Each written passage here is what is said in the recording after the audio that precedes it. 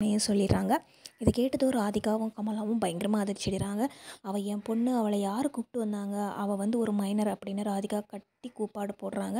ஆனால் ஜட்ஜி என்ன சொல்கிறாங்கன்னா, எல்லாரும் உட்காருங்க, அவங்களும் உண்மையை சொல்லட்டும் அப்படின்னு சொன்னதும் மயு வந்து உண்மையை சொல்லிடுறாங்க. அதுக்கப்புறம் என்ன ஆகுது அப்படின்னா, ஜட்ஜி வந்து சொல்லிடுறாரு, ஈஸ்வரி வந்து நிரபராதி தான் அப்படின்னு சொல்லிட்டு. அதுக்கப்புறம் எல்லோரும் வெளியே வராங்க. எல்லோரும் அப்படியே பேசிகிட்டே இருக்கிறாங்க. ரொம்ப தேங்க்ஸ் பாக்கியா அப்படின்னு பாக்கியாக எல்லோரும் தேங்க்ஸ் சொல்கிறாங்க. அந்த டைமில் ராதிகாவும் கமலாவும் அவங்க பொண்ணும் வெளியே வராங்க. அதை பார்த்துட்டு பாக்கியா மயுக்கு தேங்க்ஸ் சொல்லணும் அப்படின்னு பக்கத்தில் போய் கட்டி பிடிக்கலாம் அப்படின்னு போகிறாங்க. ஆனால் அதை பார்த்து ராதிகா ரொம்ப கோவப்பட்டு அவங்கள வந்து தடுக்கிறாங்க.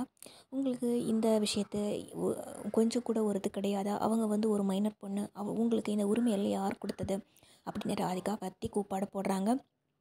உங்களுக்கு நான் வச்சுக்கிறேன் அப்படின்னு சொல்லிட்டு அந்த இடத்த விட்டு போயிடுறாங்க. அதுக்கப்புறம் என்ன பண்ணுறாங்க அப்படின்னா, ஈஸ்வரியை எல்லாரும் சேர்ந்து வீட்டுக்கு கூப்பிட்டு வராங்க. அவங்கள சாப்பிட சொல்கிறாங்க. ஆனால் அவங்களுக்கு வந்து சாப்பிட்றதுக்கே மனசு இல்லை.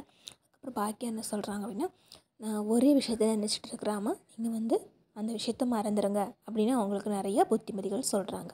அதுக்கப்புறம் ஈஸ்வரிக்கே வந்து சாப்பாடு ஊட்டி விட்டு அவங்கள குளிக்க வச்சு அவங்கள வந்து பத்திரமா பார்த்துக்கிறாங்க. மற்ற எல்லாருமே பார்த்திங்கன்னா ஈஸ்வரி வந்துக்கிறத பார்த்து ரொம்ப சந்தோஷம் அடைகிறாங்க.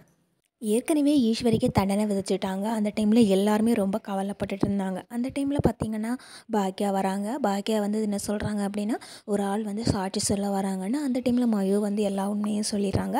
இதை கேட்டதும் ராதிகாவும் கமலாவும் பயங்கரமாக அதிர்ச்சி அடைகிறாங்க.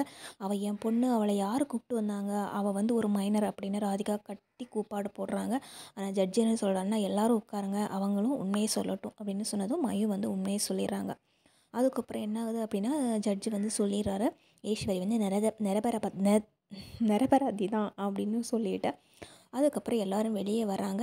எல்லோரும் அப்படியே பேசிகிட்டே இருக்கிறாங்க. ரொம்ப தேங்க்ஸ் பாக்கியா அப்படின்னு பாக்கியாக எல்லோரும் தேங்க்ஸ் சொல்கிறாங்க. அந்த டைமில் ராதிகாவும் கமலாவும் அவங்க பொண்ணும் வெளியே வராங்க. அதை பார்த்துட்டு பாக்கியா மயுக்கு தேங்க்ஸ் சொல்லணும் அப்படின்னு